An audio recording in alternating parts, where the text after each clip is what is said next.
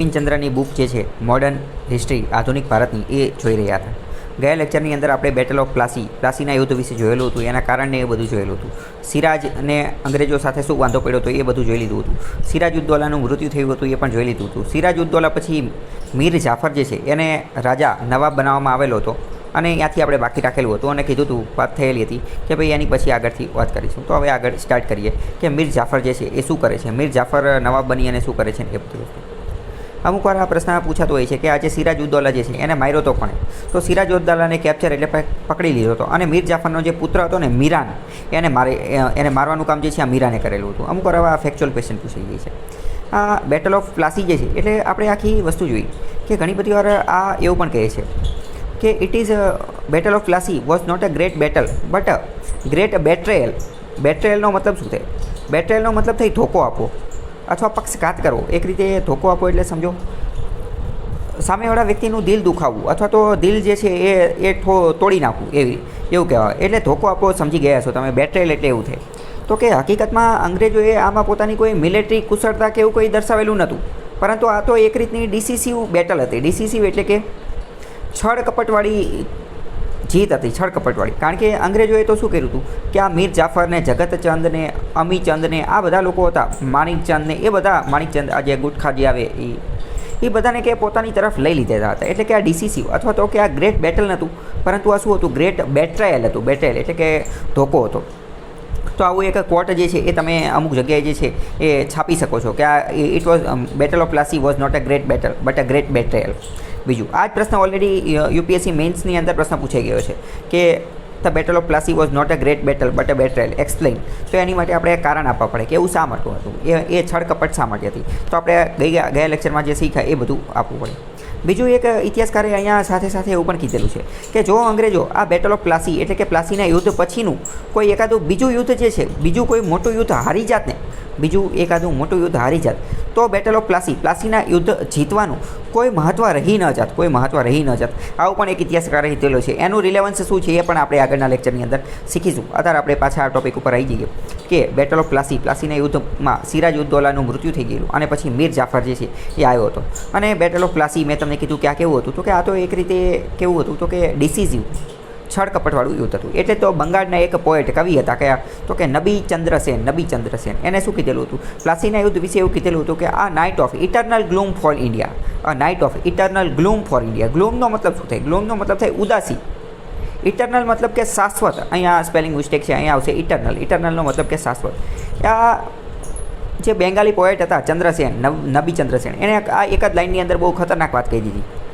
આ night of eternal gloom for India એટલે કે આ જે દિવસે બેટલ ઓફ પ્લાસીનું યુદ્ધ જે થયું હતું ને એ રાત ભારત માટે શાશ્વત રીતે ઇટરનલ એટલે કે આવનારા દશકાઓ સુધી, આવનારા દાયકાઓ સુધી, આવનારા ઘણા બધા વર્ષો સુધી, આવનારા શાશ્વત વર્ષો સુધી ભારતને ગ્લૂમ, અંધારા તરફ લઈ જવાવાળી આ રાત હતી. કેમ? કારણ કે આપણે જોયું કે બેટલ ઓફ પ્લાસી હતું, ત્યાંથી જ તો અંગ્રેજોએ ભારતની અંદર પગ પેસારો કરેલો હતો ને, એ એમનું પહેલું સ્ટેપ હતું. અને પછી ધીમે ધીમે એમને શું કર્યું? બંગાળને કબજે કર્યું અને ધીમે ધીમે 200-300 વર્ષ સુધી જે છે એ ભારત ઉપર રાજ કરેલું હતું. તો આ એક બહુ મસ્ત લાઈન છે, એ તમે મેન્સની અંદર ક્યાંક વાપરી શકો છો કે બેંગાલી પોએટ નબીચંદ્રસેને આ બેટલ ઓફ પ્લાસીને શું કીધેલું હતું? એને એવું કીધેલું હતું કે a night of eternal gloom for India. હવે ઇંગ્લિશ લોકોએ મીર જાફરને નવાબ જે છે એ બનાવી દીધો and set on gather the rewards. અને બીજું એ કે મીર જાફર આરે સેટિંગ કરી નાખ્યું કે તું અમારો ફાયદો કરાવજે, એટલે કે કંપનીનો ફાયદો કરાવજે. અને કંપનીએ કીધું કે અમે તને ઓલરેડી નવાબ તો બનાવી જ દીધો. એટલે આવી રીતે બધી વસ્તુ કરી. તો મીર જાફરે પહેલાં તો કંપનીને જે છે એ ઘણા બધા ફાયદા આપ્યા. પહેલો ફાયદો તો એમને એમ કીધું કે તમારે બંગાળ, બિહાર અને ઓડિશા આ ત્રણેય જગ્યાએ તમે ફ્રી ટ્રેડ, મફતમાં વેપાર કરી શકશો. કોઈ પણ પ્રકારનો કર જે છે એ ભર્યા વગર જે છે એ તમે ભરી શકશો. કોઈ પણ પ્રકારનો ટેક્સ, કર ભર્યા વગર, રેવન્યુ ભર્યા વગર, મહેસૂલ ભર્યા વગર જે છે એ વેપાર કરી શકશો, ટ્રેડ કરી શકશો. બીજું અત્યંત મહત્ત્વની વસ્તુ, બેટલ ઓફ પ્લાસી પછી શું થયેલું હતું? બેટલ ઓફ પ્લાસી પછી આજે મીર જાફર હતો ને એણે 24 પરંગડા નામની જગ્યા જે છે ને એની જમીનદારી આપી દીધી. કોને? તો કે અંગ્રેજોને અથવા ઈસ્ટ ઇન્ડિયા કંપનીને. જમીનદારીનો મતલબ શું? જમીનદારી વ્યવસ્થા જે છે એ આપણે આની પહેલાં વાત થઈ ગયેલી છે. મુઘલોની વખતે મેં તમને ચલાવેલું હતું કે મુઘલો દરમિયાન અકબરે જે છે આ જમીનદારી વ્યવસ્થા જે છે એ દાખલ કરેલી હતી. ટૂંકમાં જમીનદારી વ્યવસ્થા એટલે શું? એક જ લીટીની અંદર વાત કરું તો જમીનદારી એટલે એવી વસ્તુ કે આ માની લો કે લેન્ડનો ટુકડો, જમીનનો ટુકડો છે, તો આ જમીનના ટુકડા ઉપરથી મહેસૂલ ઉઘરાવવાનું કામ કોણ કરશે? આ જમીનના ટુકડા ઉપરથી મહેસૂલ ઉઘરાવવાનું કામ એ જમીનદાર કરશે. એ કોણ કરશે? જમીનદાર. તો પહેલાં મતલબ કે એ ઓફિસર હશે. એ કોણ હશે? ઓફિસર. ક્લર્ક, અત્યારે આપણે કલેક્ટર જેને કહીએ ને, કલેક્ટરનું પદ એટલા માટે જ આવ્યું હતું. કલેક્ટર એટલે ભેગું કરવું, કર ઉઘરાવવાવાળો વ્યક્તિ.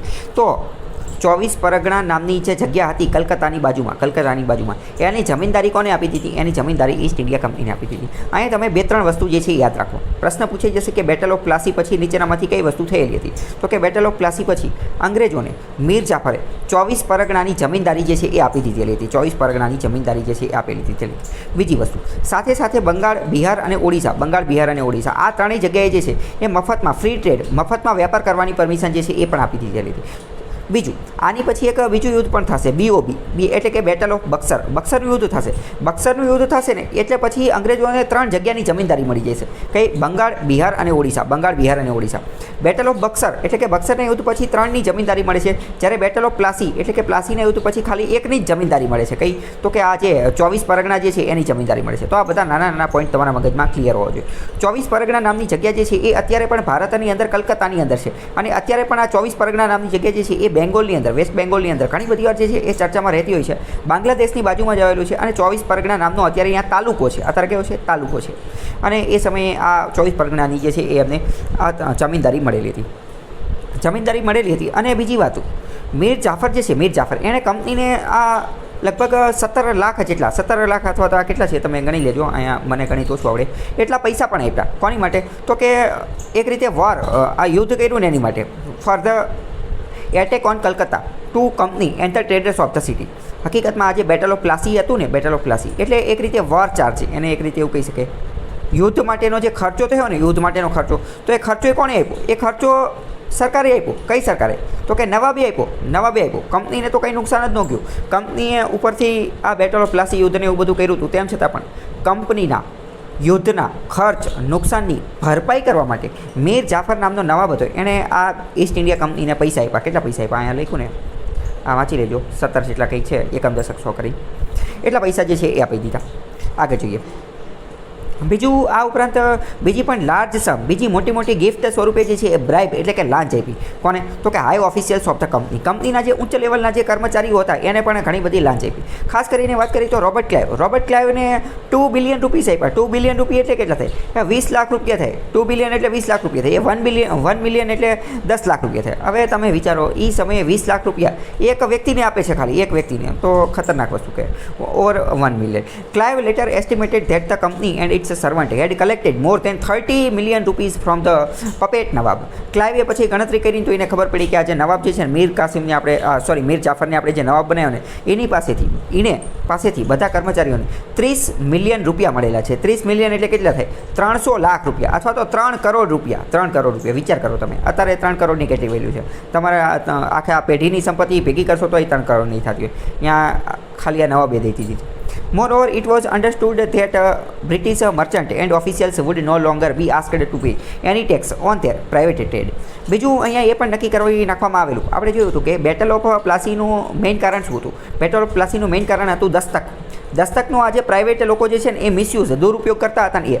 તો હવે તો કંપની અને આ નવાબ વચ્ચે એ પણ સેટિંગ થઈ ગયું. કે શું સેટિંગ થઈ ગયું? કે જે પ્રાઇવેટ લોકો જે છે ને, એટલે કે કંપનીના ઓફિશિયલ્સ, કંપનીના કર્મચારીઓ પ્રાઇવેટ ટ્રેડ કરશે, કંપની સિવાયનો પ્રાઇવેટ ટ્રેડ કરશે, તો એમને પણ કોઈ પણ પ્રકારનું કર ભરવા માટે કહેવામાં આવશે નહીં.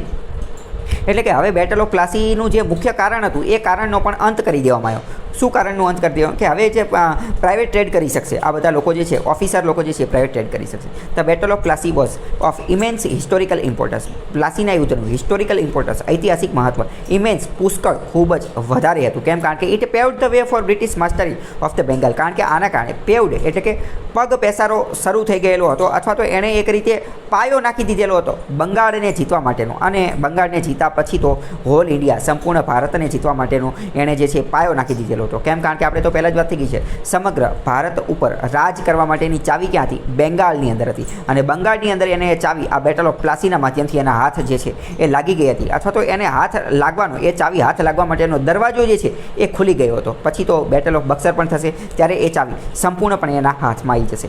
એટલે બુસ્ટેડ બ્રિટિશ પ્રેસ્ટીજ, આના કારણે બ્રિટિશની પ્રેસ્ટીજ, પ્રતિષ્ઠાને એ બધું પણ વધી ગયું હતું. સિંગલ સ્ટોક, એક જ ઘાની અંદર જે છે એમનું આ બધી વસ્તુ વધી ગયેલું હતું. મેજર કન્ટેન્ડર, ભારતીય સામ્રાજ્ય, ઇન્ડિયન એમ્પાયરની અંદર બીજા બધા જે લોકો હતા એના સામે પણ બ્રિટિશની પ્રતિષ્ઠા જે છે એ વધી ગઈ હતી. આની પહેલાં ઓલરેડી એમને આ ફ્રેન્ચ લોકોને હરાવેલા હતા. બીજી અહીંયા વાત કરીએ તો 24 પરગણા નામની જગ્યા હતી, ત્યાંથી એમને એની જમીનદારી પણ મળી ગઈ હતી. એટલે રીચ રેવન્યુ, બંગાળનું જે રીચ રેવન્યુ, સમૃદ્ધ પ્રદેશ, મહેસૂલ જે છે એ પણ હવે એમને મળી ગઈ હતી. આના કારણે શું હતું? આના કારણે હવે એ પોતાની આર્મી જે છે એને પણ ઓર્ગેનાઇઝ કરી શકશે. અહીંયા પ્રિન્ટિંગ મિસ્ટેક છે. સ્ટ્રોંગ, મજબૂત આર્મી જે છે એ પણ હવે એ પોતાની જાતે જે છે બનાવી શકશે, કારણ કે પૈસા હવે ત્યાંથી આવશે. ઓલરેડી મજબૂત હતી જ તે, ઓલરેડી ડિસિપ્લિન્ડ ઓર્ગેનાઇઝડ હતી જ તે, પરંતુ હવે વધુ મજબૂત બનાવશે. Control over Bengal played a decisive role in the Anglo French struggle. અંગ્રેજો અને ફ્રેન્ચ વચ્ચેની જે લપ ચાલતી હતી એમાં પણ આણે એક મહત્વનો રોલ અદા કર્યો, કારણ કે ફ્રેન્ચ હવે ઓર નબળા બનશે જ્યારે અંગ્રેજો ઓર મજબૂત બનશે. આપણે જોયું હતું કે ફ્રેન્ચ લોકોની કંપની જે છે એણે ફ્રાન્સમાંથી પૈસા મંગાવવા પડતા હતા, પરંતુ હવે તો અંગ્રેજોએ ત્યાંથી પૈસા એટલા બધા મંગાવવા નહીં પડે. કેમ? કારણ કે હવે તો એમને આ 24 પરગણા, 24 પરગણાની જે છે એ જમીનદારી પણ મળી ગઈ છે.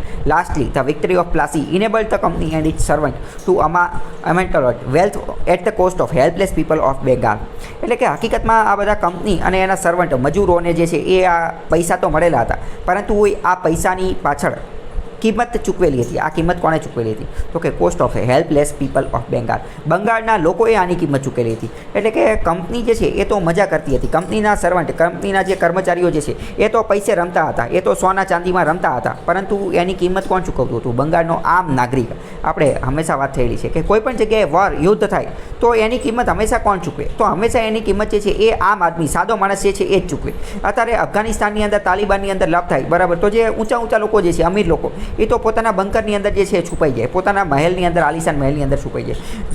જે ફેસ કરવું પડે, સામનો કરવો પડે, એ તો કોને કરવો પડે? તો કે આમ આદમી, સામાન્ય માણસ, ટકનું લાઈન ટકનું ખાવાવાળો જે છે. અત્યારે યુક્રેનની અંદર લપ ચાલે છે તો એની અંદર રીતે સામનો કોને કરવો પડે છે? તો કે જે સામાન્ય માણસ છે. તો આ આખી વાત જે છે એ જ છે. તો બંગાળના લોકોને ત્યારે હેલ્પલેસ, મદદ રહિત બની ગયા હતા.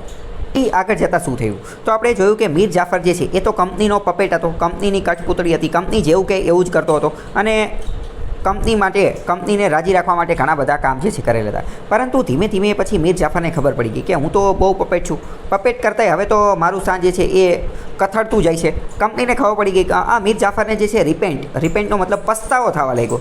એણે જોયું કે એલા હું તો આ સ્ટ્રક ફસાઈ ગયો છું, કંપનીની વચ્ચે જે છે ફસાઈ ગયો છું, કંપની મારો દુરુપયોગ કરે છે, મારી પ્રજા જે છે એને પણ હું દુઃખી કરું છું, મને કાંઈ એટલું બધું જે છે મળતું નથી. એટલે પછી ખબર નહીં એનું હૃદય પરિવર્તન થઈ ગયું હશે, મેલ્ટિંગ હાર્ટ, એનું હાર્ટ, દિલ જે છે પીગળી ગયું છે કે એવું કંઈક થયું છે. તો કે મીર જાફર જે છે એને પસ્તાવો થવા લાગ્યો. એનો ટ્રેઝરી, એનો ખજાનો પણ ખાલી થવા લાગ્યો. કેમ? કારણ કે ખજાનો જે છે એ કંપનીના ઓફિસરોને એની તરફ જતો રહેતો હતો, કંપનીને એની બધાને બ્રાઇબ, લાંચ દેવામાં એ બધામાં જે છે જતો રહેતો હતો. ક્લાઇવને પણ ઘણી બધી લાંચ જે છે એણે દઈ દીધેલી હતી. આ કર્નલ જે માલ્સન હતો, has put it the single aim of the company's official was to grasp all they could. એટલે આ જે કર્નલ હતો ને એની એક જ વસ્તુ હતી કે જેટલો બંગાળનો ખજાનો ખાલી થાય ને એટલો આપણે ખાલી કરી નાખવાનો, જેટલા પૈસા આપણે લઈ શકીએ એ લઈ લેવાના. એક વાદળી માટેની થિયરી, સ્પોન્જ થિયરી પણ આપવામાં આવે છે. શું સ્પોન્જ થિયરી હતી? સ્પોન્જ થિયરી એવી હતી કે હકીકતમાં આ આખી બ્રિટિશ સિસ્ટમ કઈ રીતે કામ કરતી હતી કે આખી બ્રિટિશ સિસ્ટમ જે છે એ ગંગા નદીની અંદર જે છે એ વાદળી મુકતી હતી, ગંગા નદીની અંદર, અને બધી વાદળી જે છે એની અંદરથી પાણી અંદર ચૂસી લેતી હતી અને એને જે છે એ સ્ક્વીઝ કરી નાખતી હતી ટેમ્સ નદીના કિનારે.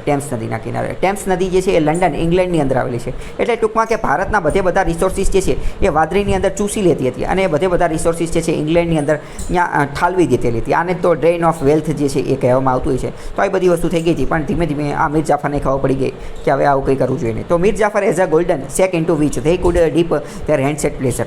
The company itself was seized with unsuppressible grid.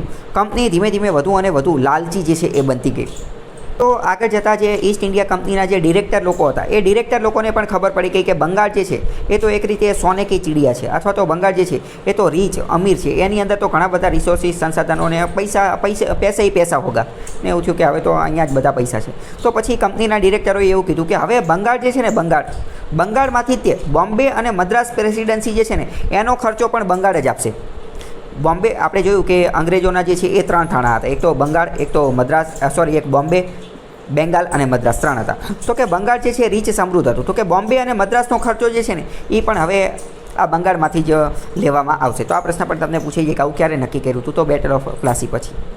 પ્રેસિડન્સ and purchase out of the revenue all the company's exports from India. આ બધા ખર્ચો પણ કોણ આપશે? હવે બેંગાલ એટલે કે કલકત્તા જ આપશે. The company was no longer to merely trade with India. અને હવે કંપની માત્ર ભારત સાથેના વેપાર ઉપર જ આધાર નથી રાખતી. It was to use its control over the Nawab. પરંતુ હવે એ તો બંગાળના નવાબ ઉપર પણ કંટ્રોલ કરતી હતી. 24 પરગણાની જમીનદારી પણ હવે એની પાસે આવી ગઈ હતી. એટલે કે હવે ટ્રેડ વેપાર જે છે એ તો હવે પાર્ટ ટાઈમ થઈ ગયું હતું. હવે બીજા પણ અલગ અલગ ધંધા જે છે એ એની પાસે આવી ગયા હતા. અને વેલ્થ ખાસ કરીને તો પ્રોવિન્સ, કયું પ્રોવિન્સ? તો કે બેંગાલ પ્રોવિન્સની વેલ્થ જે છે એ એના હાથ લાગી ગઈ હતી. ધીમે ધીમે ચાવી એની પાસે આવી ગઈ હતી. Mir Jafar soon discovered that it was impossible to meet the full demand of the company. અને મીર જાફર પાસે આપણે જોયું એવી રીતે કંપની ધીમે ધીમે રોજબરોજ જે છે એ ડિમાન્ડ વધુ અને વધુ કરતી જ જતી હતી. કારણ કે કર્નલનું તો શું હતું કે જેટલા પૈસા લઈ શકે એટલા આપણે લઈ શકીએ. પરંતુ પછી મીર જાફરને એવું થઈ ગયું કે ના ના, હવે તો આપણે કંઈ બધી આમની ડિમાન્ડ પૂરી કરી શકીશું નહીં. એને રિપેન્ટ પસ્તાવો ને એવું બધું પણ થયું કે હવે આપણે કંઈક કરવું પડશે. તો કે began to criticize the Nawab for his incapacity in fulfilling. પછી નવાબે કીધું મીર જાફરે કે ભાઈ હવે કંપનીને કીધું કે હવે હું તમારી બધી એક્સપેક્ટેશન, ઈચ્છા પૂરી કરી શકીશ નહીં. એન્ડ સો ઇન ઓક્ટોબર, આથી ઓક્ટોબર 1760નો એ દિવસ હતો. તે forced into abdicate in favour of his son of law Mir Kasim. એટલે પછી એણે મતલબ કે આ મીર જાફર હતો ને એ થોડો આડો ફાટ્યો. એ કંપનીને ગણકારતો નહોતો. એને ખબર પડી કે હવે ભાઈ કંપની બહુ નાટક કરી રહી છે. તો મીર જાફર જે છે આડો જવા લાગ્યો. તો કંપનીને ખબર પડી ગઈ કે મીર જાફર થોડોક આડો જવા લાગ્યો છે. એટલે મીર જાફરને કાઢી નાખ્યો નવાબમાંથી અને એની બદલે મીર કાસિમ નામનો વ્યક્તિ હતો ને એને નવાબ બનાવી નાખ્યો. કંપનીનું આવું જ કામ હતું. પોતાના મનગમતા વ્યક્તિ જે છે એને બનાવી નાખવાનો, એને જે છે નવાબ બનાવી નાખવાનો. અત્યારે આ એક અત્યંત મહત્ત્વનો પોઈન્ટ તમે સમજો. આને હું કરંટ સાથે કનેક્ટ કરું છું. કંપની શું કરતી હતી? કંપનીને માત્ર અને માત્ર પોતાનો પ્રોફિટ, પોતાનો ટ્રેડ, પોતાનો ફાયદો થવો જોઈએ, બસ આ જ વસ્તુ. કે એટલે એ રીતે જે છે એ કે જે કોઈ પણ કિંગ, જે કોઈ પણ રૂલર, જે કોઈ પણ નવાબ જે છે એ પોતાની ઈચ્છા અનુસાર ન ચાલે તો એને બદલી નાખે, એને બદલી અને બીજો વ્યક્તિ મૂકી દે. અત્યારે પણ તમે વર્લ્ડ જીઓ પોલિટિક્સની અંદર તમે જોશો તો તમને ખ્યાલ આવશે કે અમેરિકા અત્યારે જે છે ને એ આ જ પ્રકારનું કાર્ય કરે છે. શું કરે છે કે માની લો કે મિડલ ઇસ્ટ હોય, માની લો કે આસિયાન હોય, માની લો કે સાઉથ અમેરિકા હોય, આ બધી જગ્યાએ ખાસ કરીને કોલ્ડ વોર દરમિયાન અને કોલ્ડ વોર પછીના ઈરા દરમિયાન અમેરિકાએ આવું જ કામ કરેલું છે. અમેરિકાએ શું કર્યું મિડલ ઇસ્ટની અંદર? એને એવું લાગે કે ભાઈ અહીંયા તો બધા લોકો જે છે એ મારી તરફના નથી, તો અહીંયા શું કરાવે? અહીંયા દંગા કરાવે.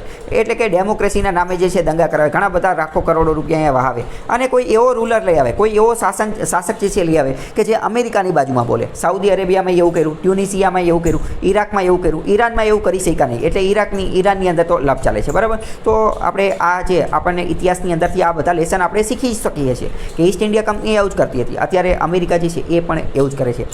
અમેરિકા ઉપર ઘણી બધી વાર આવા આરોપ જે છે એ લાગતા હોય છે. અહીંયાના ખુદના ઓફિશિયલોએ પણ કીધેલું છે. બાકી વધારે વસ્તુ આપણે જીઓ પોલિટિક્સ જ્યારે ચલાવશું, ઇન્ટરનેશનલ રિલેશન, ત્યારે આની થોડી વાત કરીશું. પાછા અહીંયા આવી જઈએ. મીર જાફર પહેલાં સિરાજ ઉદ દૌલા જે છે એ તો મરી ગયો. સિરાજ ઉદ દૌલાની બદલે મીર જાફરને લઈ આવ્યા અને મીર જાફરની બદલે જે છે એ મીર કાસિમ જે છે, મીર કાસિમ એને નવો નવાબ જે છે એ બનાવી દીધો. હવે કંપનીએ મીર કાસિમ જે છે એને નવાબ બનાવ્યો. તો એના બદલામાં મીર કાસિમ જે છે ને એણે પણ કંપનીને થોડુંક રિવાર્ડ, થોડાક ઇનામ આપ્યા. શું ઇનામ આપ્યા? તો મીર કાસિમે કંપનીને જમીનદારી આપી દીધી. કોની? તો કે બુર્દવાન, મિદાનપુર, ચિત્તગોંગ આ બધી જગ્યા જે છે આ ત્રણેય જિલ્લાની જમીનદારી આપી દીધી. આની પહેલાં મીર જાફરે જે છે એ 24 પરગણાની જમીનદારી જે છે એ એને આપી દીધી હતી બેટલ ઓફ પ્લાસી પછી. હવે સમજો કે આ બુર્દવાન, મેદાનપુર અને ચિત્તગોંગ આની જે છે એ જમીનદારી પણ આપી દીધી. ચિત્તગોંગ અત્યંત મહત્ત્વની જગ્યા છે. ચિત્તગોંગ જે છે એ પોર્ટ હતું. પોર્ટ એટલે કે બંદર હતું. અત્યારે પણ ચિત્તગોંગ જે છે એ વારંવાર ચર્ચામાં હોય છે. આ જે સ્ટ્રિંગ ઓફ પર્લ્સ એટલે કે ઘેરાની નીતિ, ચાઇનાએ ભારત ઉપર જે ઘેરો બનાવી દીધો છે, હારમાળા બનાવી દીધી છે, ભારતને ચારે બાજુથી ઘેરી લીધેલો છે, તો એમાંનું એક પોર્ટ જે છે એ ચિત્તગોંગ છે. ચિત્તગોંગ અત્યારે બાંગ્લાદેશની અંદર આવેલું છે અને ત્યાં જે છે એ ચીને પોતાનું સૈન્ય અડ્ડો જે છે એ બનાવી દીધેલો છે. બીજું સૈન્ય અડ્ડો તો નથી બનાવેલો, પરંતુ મતલબ કે એને સીપેક અંતર્ગત લેવાની કોશિશ કરે. સીપેક નહીં, પરંતુ આ વન બેલ્ટ વન રોડ વાળું કંઈક છે ને એની અંતર્ગત લઈ દીધેલું છે. બીજું ચિત્તગોંગ જે છે એ 1930ની આજુબાજુમાં પણ ચર્ચામાં રહેશે કે જ્યારે માસ્ટર સૂર્યસેન જે છે સૂર્યસેન કે જે એક શિક્ષક હતા એ ચિત્તગોંગ મ્યુટિની અહીંયા જે છે એ બળવો કરશે અને આ આખું જે છે એ પોતાના અંતર્ગત લઈ લેશે. અહીંયાનું બધું કમ્યુનિકેશન એ બધું જે છે એ રદ કરી નાખશે. તો ચિત્તગોંગ નામની જગ્યા જે છે એ ખૂબ મહત્ત્વની થઈ જાય અને આ જગ્યા પણ મોકાની હતી. તો મીર કાસિમે શું કર્યું તો કે બુર્દવાન, મિદાનપુર અને ચિત્તગોંગ આ ત્રણેયની જમીનદારી જે છે એ આપી દીધી કંપનીને. અને આ ઉપરાંત 29 લાખ રૂપિયાની જે છે લાંચ બ્રાઇબ જે છે એ પણ અંગ્રેજી અધિકારીઓને આપી દીધી. મીર કાસિમ જે છે however English hopes and soon emerged as threat to the position and design in Bengal. મતલબ કે મીર કાસિમ જે છે એણે પણ શરૂઆતમાં તો અંગ્રેજોની હામાં હા મિલાઈ અથવા તો અંગ્રેજોને જે છે એ મદદ કરી અથવા અંગ્રેજોને જે છે અંગ્રેજોની હામાં હા મિલાઈ. પરંતુ પછી આગળ જતાં મીર કાસિમને પણ ખબર પડી ગઈ કે ભાઈ આ તો ચોર લોકો છે, આમનું કંઈ એટલું બધું મદદ કરાય નહીં. એટલે એ પણ ઇંગ્લિશ ઈસ્ટ ઇન્ડિયા કંપનીની વિરુદ્ધમાં કેવો થઈ ગયો, હોસ્ટાઇલ, એની પ્રતિકૂળ, એની વિરુદ્ધ થઈ ગયો. He was an able. Mir Kasim કેવો હતો તો કે એબલ, સમર્થ હતો, એફિશિયન્ટ, કાર્યક્ષમ હતો અને સ્ટ્રોંગ, મજબૂત શાસક હતો. ડિટરમાઇન્ડ હતું, એકવાર જે નક્કી કરી નાખે એ કરીને રહેતો હતો. Free himself from foreign control. એણે પોતાની જાતને ફોરેન કંટ્રોલ એટલે કે ઇંગ્લિશ ઈસ્ટ ઇન્ડિયા કંપનીથી જે છે એ ફ્રી સ્વતંત્ર થવાની કોશિશ કરી. He believed that since he had paid company and its servant adequately for putting him on the throne. Mir કાસિમે એવું વિચાર્યું કે કંપનીએ એને થ્રોન એટલે કે રાજ સિંહાસન ઉપર બેસાડ્યો તો એ રાજ સિંહાસન ઉપર બેસાડવાની જેટલી કિંમત, જેટલા રૂપિયા, જેટલા પૈસા જે છે ને એટલા પૈસા એણે ઓલરેડી આપી દીધેલા છે. તો હવે એ વહીવટ પૂરો. હવે કંપનીએ મારી અંદર કોઈ એટલું બધું ઇન્ટરફેરન્સ, દખલ અંદાજી કરવી જોઈએ નહીં. They should now leave him alone to govern himself. એટલે કે હવે કંપનીએ એને છોડી અને જતું રહેવું જોઈએ. કંપની હવે કોઈ વધારે દખલ અંદાજી કરવી જોઈએ નહીં, કારણ કે કંપનીને જેટલા પૈસા દેવાના હતા એ બધું દઈ દીધું છે. એ રિયલાઇઝ એને એવું રિયલાઇઝ થયું કે આ full treasury and an efficient army was essential to maintain independence. અને એને એ પણ ખબર પડી ગઈ કે જો કંપની સામે લડવું હશે, જો સ્વતંત્ર રહેવું હશે તો પહેલાં તો ટ્રેઝરી, ખજાનો જે છે એ મજબૂત જોશે, પૈસા, રૂપિયા, રોકડા જોશે. બીજું આર્મી જે છે એ પણ એફિશિયન્ટ, કાર્યક્ષમ જોશે. He therefore tried to prevent public disorder. એટલે એણે પહેલાં તો શું કામ કર્યું કે પબ્લિક ડિસઓર્ડર, લોકોની અંદર જે છે એ કંઈ ડખા ન થાય, લોકોની અંદર પીસ, સ્ટેબિલિટી, શાંતિ જે છે એ જળવાઈ રહે, દંગા ફસાદને એવું ન થાય. તમને એવું લાગે એને નાને શું લેવા દે, એને નાને એ લેવા દે, કારણ કે જો પબ્લિક ડિસઓર્ડર થશે તો પહેલાં તો આર્મી જે છે એ બધી આ પબ્લિકના દંગા જે છે એ હરખા કરવામાં જતી રહેશે. અને જો યુદ્ધ ને એવું બધું થશે તો આર્મીને આ મોકલી શકાશે નહીં. એટલે પહેલાંમાં જો લોકોમાં શાંતિ હશે ને તો સારી આર્મી બનાવી શકાશે, તો સારી આર્મી બનાવવા માટેનો સમય ને એ બધું મળશે, બરાબર. નહીંતર તો લોકોના જે દંગા ને એ બધું હશે એ હરખું કરવામાં જ બધું જતું રહેશે. To increase his income by removing corruption. બીજું એણે એવું પણ નક્કી કર્યું કે આપણે કરપ્શન જે છે દૂર કરવું છે, જેના કારણે રાજ્યની આવક જે છે એ વધે.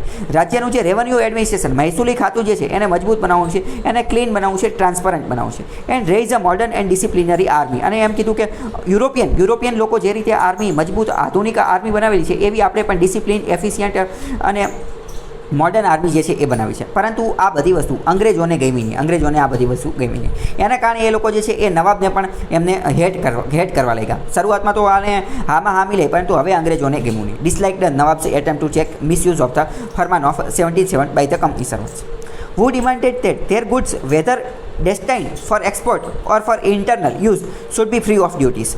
ફરીથી જે દસ્તકવાળી વાત જે છે એ જઈ ગઈ. હવે ઓલાએ પણ જે છે આજે મીર કાસિમ એણે પણ હવે કંપની ઉપર જે છે એ ધીમે ધીમે મજબૂત પકડ બનાવવાનું શરૂ કર્યું. This injured the Indian merchant as they had to pay taxes from which the foreigners got complete exemption. બીજું અહીંયા ભારતીય જે મર્ચન્ટ વેપારી લોકો હતા ને એને પણ હવે નુકસાન થવા લાગ્યું. કેમ? જોકે પહેલેથી જ નુકસાન થતું હતું, પરંતુ હવે એ એક સીમાએ સુધી પહોંચી ગયું. કારણ કે આપણે જોયું કે આ મીર જાફર અને મીર કાસિમ જે છે એમને કરપ્શન કરેલું હતું. અને કરપ્શન કરેલું હતું એના અંતર્ગત એમને શું કીધું કે કંપનીના ઓફિશિયલ લોકો અને કંપનીના કર્મચારીઓ અને ખુદ કંપની એમને કોઈ પણ પ્રકારનો ટેક્સ, કર ભરવાની જરૂર નથી અને એમને ફ્રીમાં ટ્રેડ, મફત વેપાર કરી શકે છે. જ્યારે ઇન્ડિયન મર્ચન્ટ, ભારતના જે વેપારી હતા એમને તો એ કર ભરવો પડતો હતો. તો ભારતના વેપારીઓ માટે કેવું હતું, સારી વસ્તુ ન હતી, એમને નુકસાનીમાં જતું હતું. મોર ઓવર ધ કંપની સર્વન્ટ અને કંપનીના કર્મચારીઓ ઇલીગલી જે છે એ દસ્તકનો ને એ બધાનો ઉપયોગ કરતા હતા. અને બીજું અહીંયા જે છે ને આ એક બીજી મહત્ત્વની વસ્તુ, કંપનીના અમુક સર્વન્ટ શું કરતા હતા, એમને જે દસ્તક મળેલી હોય ને, આ જે ફ્રી પાસ મળેલા હોય ને એ એમના જે પોતાના મનગમતા વેપારી હોય ને, ઇન્ડિયન વેપારી, ઇન્ડિયન મર્ચન્ટ, એને વેચી દેતા હતા. એટલે આના કારણે પણ એમને પૈસા મળી જતા હતા. આના કારણે શું થયું કે ભારતના જે મર્ચન્ટ હતા ને એની અંદર ડખા ચાલુ થયા. અને બીજું એ કે હવે તો નવાબને જે ભારતના વેપારીઓ પાસેથી જે કર મળતો હતો ને એ મળવાનોય બંધ થઈ ગયો. કેમ? કારણ કે આ લોકો જે છે એ ઇલીગલ આ દસ્તક જે છે એ વેચી દેતા હતા. ફ્રી પાસ જે છે એ હવે ભારતીય મર્ચન્ટને વેપારીને વેચી દેતા હતા. ધીસ એબ્યુઝનો મતલબ દુરુપયોગ. આ દુરુપયોગના કારણે ભારતના જે વેપારીઓ હતા, ઓનેસ્ટ વેપારીઓ, એ ર્યુન્ડ, એ બરબાદ થઈ ગયેલા અને કોમ્પિટિશન જે છે એની અંદર ટકી શક્યા નહીં. કન્ટિન્યુ ચાલુ રહેશે તો એ ક્યારેય બંગાળને જે છે એ સ્વતંત્ર કરી શકશે નહીં અને કંપનીનો કંટ્રોલ જે છે એ બંગાળ ઉપરથી ક્યારેય ઘટશે નહીં. એબ્યુસિસ કયા પ્રકારનો દુરુપયોગ? તો જે કંપનીના જે ઓફિશિયલ્સ, કંપનીના ઓફિસર લોકો જે દસ્તકનો દુરુપયોગ કરતા હતા, એ કંપનીના ઓફિસરો જે ટેક્સ કર નહોતા ભરતા અને દસ્તકનો ઉપયોગ કરતા હતા, એ પહેલી વસ્તુ તો આ. અને બીજી વસ્તુ, એ લોકો એ તો કરતા હતા, હારે આ દસ્તક જે છે એ ઇલીગલી ઇન્ડિયન મર્ચન્ટ ભારતીય વેપારીઓને વેચી દેતા હતા. તો એ એટલે કે હવે તો બંગાળના નવાબને તો કોઈ પણ જગ્યાએથી ટેક્સ કર મળતો ન હતો, રેવન્યુ એકદમ નહોતું મળતું. પહેલાં તો સારું હાલો ઓફિશિયલ લોકો નહોતા વેચતા, એ તો સમજ્યા, પરંતુ હવે તો ઇન્ડિયન મર્ચન્ટ નહીં, આ દસ્તક જે છે એમને વેચવાનું ચાલુ કરી દીધું. એટલે ઇન્ડિયન લોકો પાસેથી પણ આ જે છે મળતું નહોતું. એટલે આવા કેસની અંદર મીર કાસિમે એક બહુ ખતરનાક પગલું લઈ લીધું. બહુ એક રીતે બોલ્ડ ડિસિઝન કહી શકાય કે જેને ડ્રાસ્ટિક સ્ટેપ કહી શકાય એવું લીધું. એણે શું કીધું? એણે એમ કહી દીધું કે અહીંયા બંગાળની અંદર જેટલો પણ ઇન્ટરનલ ટ્રેડ થશે, આંતરિક વેપાર જેટલો પણ થશે, એ બધાની અંદર કોઈ પણ પ્રકારનો કર લાગશે નહીં. બધી જ ડ્યુટી જે છે એ એબોલિશ કરી નાખી. ભારતીય લોકો હોય, વિદેશી લોકો હોય, કોઈ પણ હોય, કારણ કે એને ખબર પડી ગઈ કે વચ્ચે કંઈક ને કંઈક ડખાતો થાય છે, તો આપણે એક કામ કરી નાખવી, ઝીરો ડ્યુટી કરી નાખવી છે. બરાબર? ઘણી બધી વાર સરકાર જે છે એ આવું કામ કરતી હોય કે સરકારને એવી ખબર પડી જાય કે ભાઈ આ અટકાવવું બહુ મુશ્કેલ છે, આપણે આને અટકાવી નહીં શકીએ, તો પછી સરકાર જે છે એ ક્લેમ જ છોડી દે. જેમ કે અહીંયા આની માટે હું એક બીજું કારણ પણ આપી શકું. જેમ કે જો એગ્રીકલ્ચર જે છે, એગ્રીકલ્ચર એની ઉપર કોઈ પણ પ્રકારનો ટેક્સ, ઇન્કમ ટેક્સ, કર જે છે એ લાગતો નથી. કેમ? એની પાછળનું કારણ એ નથી કે ભારતના ખેડૂતોને બધા ગરીબ છે કે એવું બધું, એ એક કારણ તો છે જ તે, પરંતુ ભારતના ઘણા બધા ખેડૂતો અમીર પણ છે, તેમ છતાં પણ એની ઉપર ટેક્સ લાગતો નથી. એની પાછળનું બીજું એક કારણ એ છે કે સરકાર પાસે એવું મિકેનિઝમ, એવી કોઈ વ્યવસ્થા નથી કે જેના આધારે આ ટેક્સ જે છે ને એ કલેક્ટ કરી શકાય.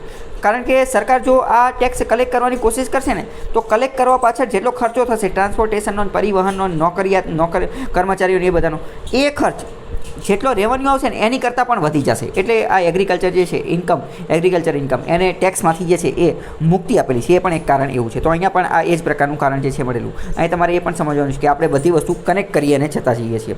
તો મીર કાસિમે શું કર્યું? ઇન્ટરનલ ટ્રેડ ઉપર બધા જ પ્રકારની ડ્યુટી એબોલિશ, રદ કરી નાખી. thus giving his own subject a concession that English had seized by force.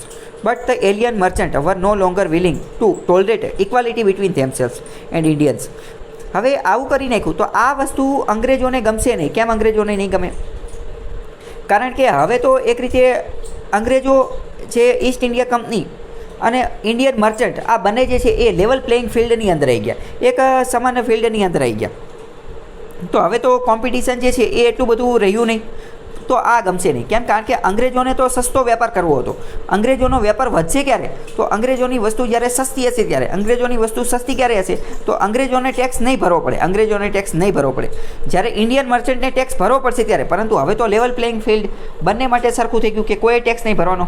તો અંગ્રેજોને, ઈસ્ટ ઇન્ડિયા કંપનીને આ ગમ્યું નહીં. આ જે ટેક્સ ભારતીયો માટે તે રદ કરી નાખ્યો નહીં, એમને ગમ્યું નહીં. કારણ કે અંગ્રેજોનું એવું માનવું થતું હતું કે એમની માટે નો રદ કરો, અમારી એકની માટે જ કરો. They demanded the reimposition of duties on Indian trader. તો ઈસ્ટ ઇન્ડિયા કંપનીએ ફરીથી કીધું કે તમે ભારતીય વેપારીઓ જે છે ને એની ઉપર ફરીથી આ ડ્યુટી, ટેક્સ, કર જે છે ને એ નાખી દો. The battle was about to be joined again. અને ફરીથી જે છે એ એક નવું યુદ્ધ જે છે એ વાગવાની તૈયારી થઈ ગઈ હતી, અથવા તો શંખ વાગી ગયો હતો, શંખ ફૂંકાઈ ગયો હતો. કેમ? કારણ કે આ મીર કાસિમે શું કર્યું કે આ ભારતીય વેપારીઓ હતા એની ઉપરનો ટેક્સ છે એ પણ રદ કરી નાખ્યો અને એક રીતે લેવલ પ્લેઇંગ ફિલ્ડ જે છે એ બનાવી દીધું હતું. એટલે the truth of matter was that there could no exist to master in Bengal. અને બીજું એક વસ્તુ એ પણ હતું કે બંગાળની અંદર એક સાથે બે માસ્ટર, બે રાજા જે છે એ રહી શકે નહીં. આપણે કહેવાય છે ને કે એક તલવારમાં બે મ્યાન જે છે એ રહી શકે નહીં. તો આ પગલાં પછી શું થયું? જે નવા યુદ્ધનું જે આવામ થઈ ગયું છે, નવા યુદ્ધનો જે શંખ વાગી ગયો છે, તો એ કઈ રીતે વાગ્યું? નવું યુદ્ધ થયું કે ન થયું? કઈ રીતે થશે? કોણ કોણ સાથ આપશે? કોની વિરુદ્ધમાં થશે? કયા મેદાનમાં થશે? એ બધી વસ્તુ આપણે જોઈશું, પરંતુ આજે નહીં, આવતીકાલે. તો આજ માટે આટલું રાખીએ. બાકી કાલે મુલાકાત થશે. ત્યાં સુધી જોડાયેલા રહો સ્ટડી ટેલર ધ હાર્દિક સાથે.